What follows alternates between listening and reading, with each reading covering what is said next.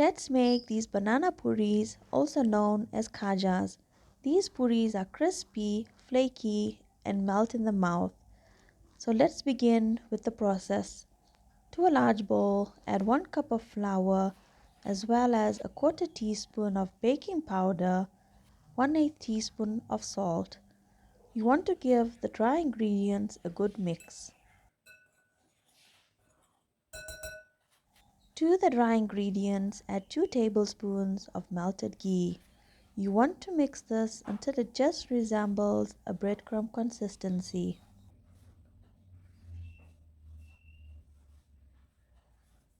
Now that the ghee is mixed in well, you want to take about a quarter cup plus 3 tablespoons of room temperature water. To this, I will be adding a quarter teaspoon of lemon juice, or you can add vinegar. Add this into your flour mixture and mix in bits to form a firm dough.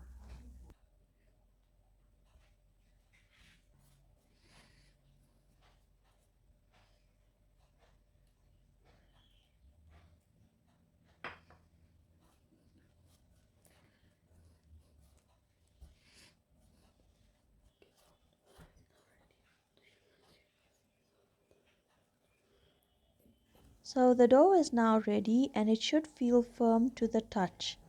We are now going to add it back into the bowl and cover with cling wrap. You are now going to refrigerate this for 2 hours. 2 hours later, the dough has rested in the fridge. Remove the dough and you are now going to knead this for a good 3 to 4 minutes until your dough just begins to feel smooth. 3 to 4 minutes later, the dough should feel smooth and slightly softer.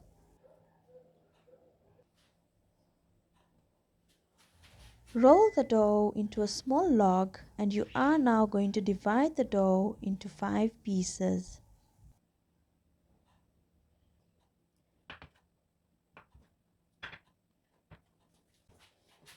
The dough has been divided into 5 pieces and over here I have about a quarter cup of melted ghee and half a cup of cornstarch.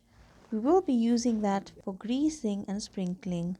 Take each portion of your dough and roll into a 19 centimeter diameter.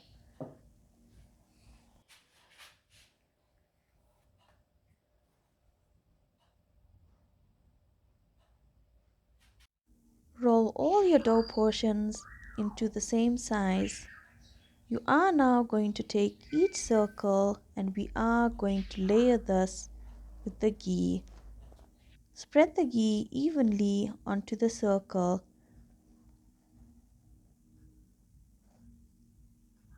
Now sprinkle cornstarch by sieving it on the top evenly.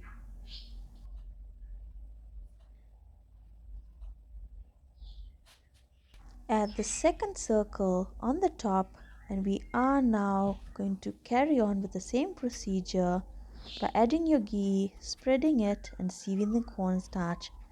Add your third layer and you will add the fourth layer and the fifth layer on the top until you have stacked all your circles.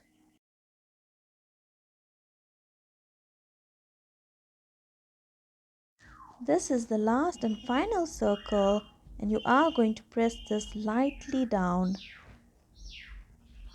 We have completed stacking all the circles and you can see all the layers.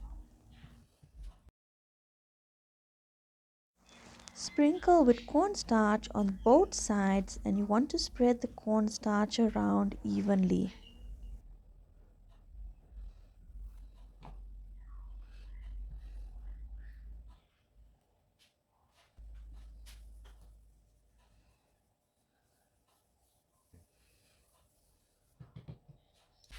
You are now going to roll the stack into a 32 centimeter diameter.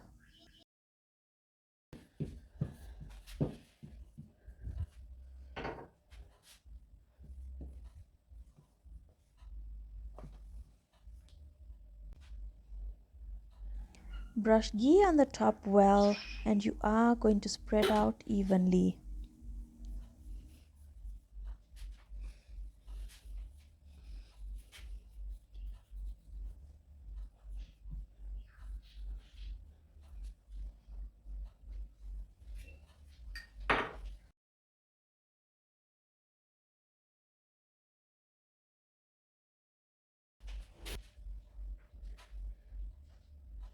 Sprinkle cornstarch evenly on top of the ghee layer.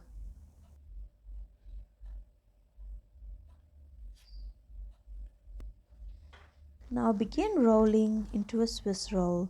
So I will first fold in 1 centimeter, then begin rolling in.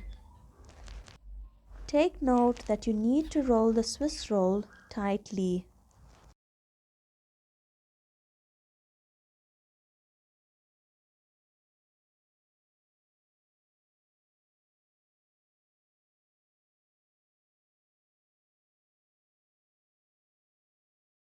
Make markings onto your roll about 1.5 centimeter thick just to show you where to cut the roll. Begin now cutting into pieces.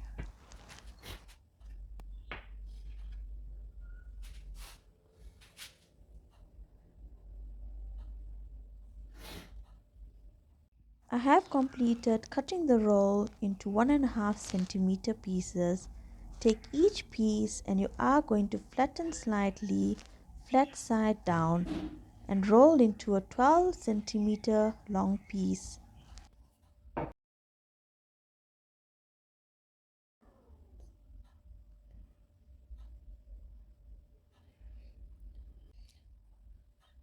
So you can see each piece is about 12 centimeter long. During the frying process, you might notice your puri opening up. So to stop this, I will be sealing the edges with a paste of flour and water. You want to stick this well and just allow these pieces to sit for a good 5 minutes. Deep fry on a low heat and you are going to add your pieces into the oil with the sealed part down first. Wait until your puri fully puffs up and then only turn.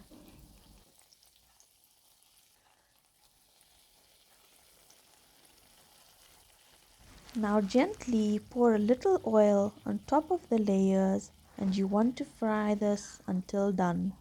You will notice that these are done when there's just little or no bubbles during the frying process. So this puri is now ready and you are going to try as much to drain out as much oil as you can.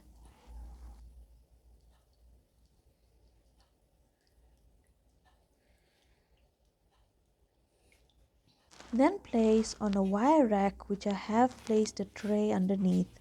You are going to leave this on the rack for about 2 hours. After 2 hours you can see how much oil has dripped down into the tray. To another tray I have added flour about 1 centimeter high. Once you level off the flour, add kitchen paper on the top. We are now going to add the puris on the top to drain further.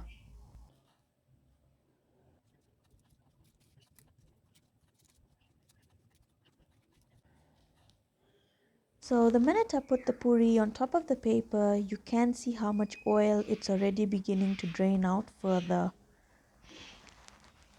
So I'm just going to show this to you. You can see. So we are now going to allow this puri to drain on the top like this overnight. So the next day our puri has drained out really well, and this is all the oil that has soaked into the flour. So don't throw this flour, you can use it in rotis as well. So let's make the syrup to add on top of the puri. To a saucepan, add 1 cup of sugar and 1.5 cups of water. Bring to the boil and then simmer until it just feels sticky. Empty out your syrup into another bowl and you are going to test this. So your syrup should feel sticky and slightly thick. Take a little syrup onto your finger and just feel it should feel sticky but it should not form a thread. Once the syrup has cooled down, you are going to pour it over each puri. If you do not want to syrup the puri, refer to the description box below. Drain further on a wire rack and once drained out, garnish your puri with colored almonds. These are now ready and you can store them into an airtight container. If you liked this video, don't forget to give me a thumbs up and please subscribe. Thanks for watching.